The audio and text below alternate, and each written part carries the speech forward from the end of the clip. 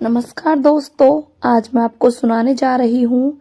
घर आई बहन के साथ भैया भाभी ने किया भेदभाव, तो बहन ने दिया ऐसा करारा जवाब कि भाभी देखती रह गई।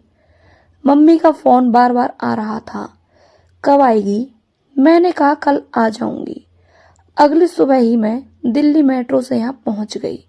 नुकुल की बहू मंजू और दोनों बहनें दीदी आ गई, दीदी आ गई कहकर मुझसे लिपट गई थीं। अब तो दीदी ही संभालेगी सब, हमसे तो कुछ भी नहीं होता। मंजू और दोनों बहनों ने कहा। मम्मी ने उन्हें बुरी तरह डांट दिया। सुबह से सफर करके आई है, लड़की को जरा कमर तो सीधी कर लेनी दी होती। आते ही सारा काम उस पर सौंप दिया। तीनों चुप उठकर वहां से खिसक लीं, तो मैंने मन ही मन मम्मी को धन्यवाद दिया। सचमुच मैं बहुत थकी हुई थी। पूरी रात आंखों ही आंखों में काटी थी मैंने। सूटकेस और ज्वेलरी हीरों का सेट था, तो डर तो था ही। अंकुर ने निकलते समय मुझे 50,000 रुपए की गड्डी थमाई, तो उनसे झड़प हो गई थी। सूटकेस बंद करते समय मैंने पूछा था, यह क्या है? उन्होंने कहा रुपए हैं, शायद मम्मी को जरूरत पड़े। मैंने कहा अब क्यों जरूरत पड़ेगी? नुकुल मैनेजर बन गया है, अब अच्छा कमाता है, 2 मंजिला मकान बनाया है। पिछली बार गई थी तो बता रहा था ऊपर की मंजिल किराए पर देगा, अच्छी आमदनी हो जाएगी। फिर भी उन्होंने मुस्कुराकर कहा, तो मैंने गड्डी संभाल कर रख ली थी। अगले दिन सुबह से ही मैंने सारे काम का दायित्व अपने जिम्मेदारी पर ले लिया था। केटर को रीनू टेंट वाले से सजावट, गृह प्रवेश पर बंटने वाली मिठाइयां और लेन देन का जिम्मा, यहाँ तक कि संगीत पर बंटने वाली साड़ियां भी मुझे बांटनी थीं। दोनों बहनें बेफिक्र होकर घूम रही थीं। दामादों का घमंड अपनी चरम सीमा पर था। मंजू को उसकी बेटी टोनी बिजी रखती। सारा काम निपटा कर मैं जरा सी देर को भी सुस्ताने बैठ जाती, तो मंजू और नुकुल का बड़ा बेटा विक्की मेरी गोद में आकर बैठ जाता। शाम 4 बजे से ही मेहमानों की आवाजाही शुरू हो गई। मैं हंसने का दिखावा तो कर रही थी, पर मन में उदास थी। दोनों बहनें फंक्शन का आनंद उठा रही थीं। नुकुल, उसकी पत्नी मंजू और मम्मी थोड़ी थोड़ी देर बाद दोनों बेटियों और दामादों की खातिर में जुट जाते थे। एक बार कहीं रूठ गए तो दोबारा कभी घर में कदम नहीं रखेंगे।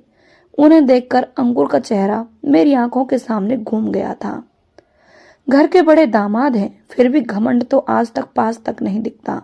जितने शांत उतने ही सीधे, सज्जनता तो कूट कूट कर भर रही है। तभी तो मम्मी जब भी बुलावा भेजती हैं चली आती हूँ। फंक्शन समाप्त हुआ। देर रात तक गपशप सिलसिला चलता रहा। मम्मी राखी और अंजू को कुछ दिन और रुकने के लिए कह रही थीं, लेकिन वे दोनों अकड़कर अपना अपना सामान बांधने में व्यस्त थीं। दोनों दामाद झूलने वाली कुर्सी पर बैठकर झूला झूल रहे थे। सब कुछ अलग सा लग रहा था। सब जाने की जिद पर अड़े थे। मम्मी ने पैसों के साथ साड़ियों और पैंट शर्ट के डिब्बे अंजू और राखी को थमा दिए। तब विक्की अचानक मेरी सिंपल सी बनारसी साड़ी देखकर उछल पड़ा। बड़ी बुआ की साड़ी गंदी है। तब नुकुल बोला, तेरी बड़ी बुआ तो सीधी है, जो दे दो चुपचाप ले लेती है। नुकुल ने हंसकर कहा, तो मेरी आंखों में यह सुनकर आंसू आ गए। कल शाम से ही उन दोनों बहनों के प्रति मम्मी की खुशी और मेरे और अंकुर के बारे में अच्छे से बात भी नहीं की थी। ऊपर से नुकुल की मुझ पर हंसी, ऐसा लगा जैसा जानबूझकर मेरा मजाक उड़ा रहा हो। उस भीड़ भरे माहौल से बाहर निकलकर अपने कमरे में तो आ गई, पर मन बेचैन हो रहा था। नुकुल के मुंह से निकले शब्द बार बार मेरे कानों में गूंज रहे थे।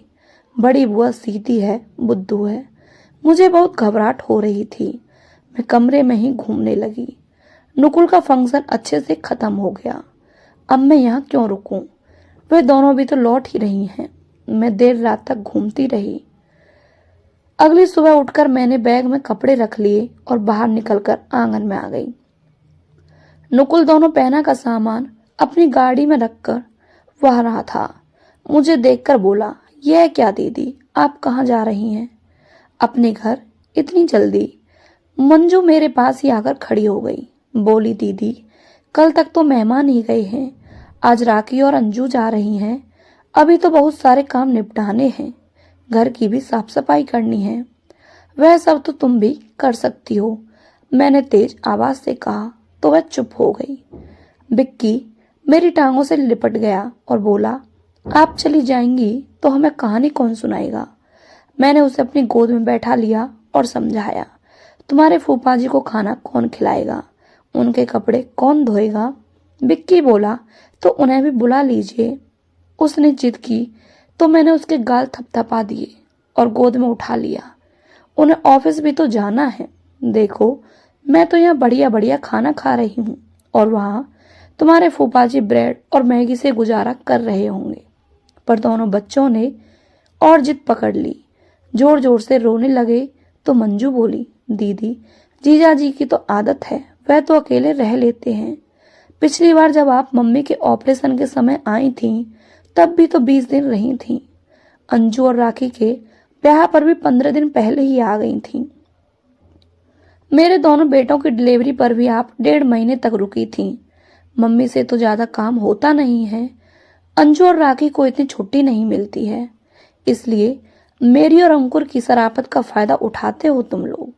हम दोनों तुम्हारे बारे में सोचते हैं, इसलिए दुख सुख में चले आते हैं, मैंने मन ही मन कहा और बैग में ताला लगा दिया। रुक जा प्रज्ञा, अब तो तेरी बहुएं भी आ गई हैं। मम्मी ने अधिकार जताया तो मैंने मजबूरी का बहाना बना दिया, वो भी तो ऑफिस जाती है। अरे कुछ ही दिनों की तो बात है, संभाल लेंगी। तो मैंने कहा, मेरी बहू घर और ऑफिस दोनों का काम संभाल लेंगी और तुम्हारी बहू मंजू अपने ही घर के फंक्शन की साफ सफाई नहीं कर सकती। वे दोनों भी तो आई थीं, उन्हें क्यों नहीं रोका। पर कैसे रोकते और वे क्यों रुकती, वो तो अक्लमंद जो हैं, तभी तो नखरे सहते हैं उन्हीं के ये सब। क्या उन दोनों का कोई कर्तव्य नहीं इस घर के प्रति। मैंने नुकुल के लौटने तक का इंतजार भी नहीं किया। मेरे पांव उखड़ चुके थे, मेरा मन वहां 2 घंटे रुकने का भी नहीं था। ऑटो नुकुल के घर के बाहर ही मिल गया। खड़ी खड़ी मंजू और मम्मी देखती रहीं। मैं स्टेशन पहुंच गई थी। बिना रिजर्वेशन के 3rd क्लास में ही मुझे बैठना पड़ा। थोड़ी देर खड़ी रही, कुछ देर बाद मुझे सीट मिल गई। मेरे दिमाग में बहुत सारी बातें चल रही थीं। फिर मैं खिड़की से सिर टिकाकर सोने लगी। पर जब मन परेशान हो तो नींद तो कोसों दूर चली जाती है। मैं बैठी बैठी पुरानी बातें सोचने लगी। जब 2 साल के बाद राखी और मंजू ने एक बेटे को जन्म दिया, घर भर में खुशी की लहर दौड़ गई।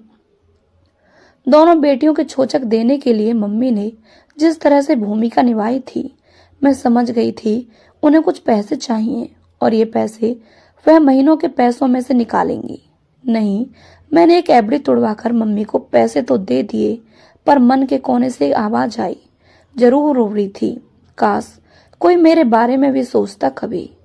उम्र के इस पड़ाव पर अन्य लड़कियों की तरह इच्छाएं, कामनाएं, आकांक्षाएं मेरे अंदर भी तो सपने देख रही होंगी, लेकिन कुदरत ने कहीं ना कहीं मेरे लिए मेरा पति ही अच्छे गुण वाला दिया था।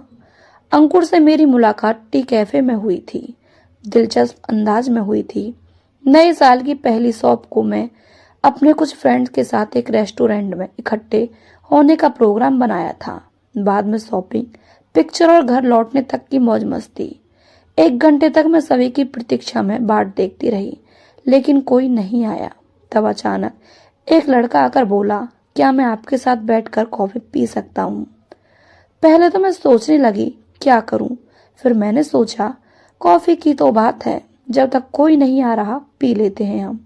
दोनों ने कॉफी पी और एक दूसरे के बारे में जान पहचान हुई। अंकुर देखने में बहुत ही सीधे साधे सज्जन थे। धीरे धीरे हमारी बातें होने लगीं और हम दोनों को एक दूसरे से प्यार हो गया।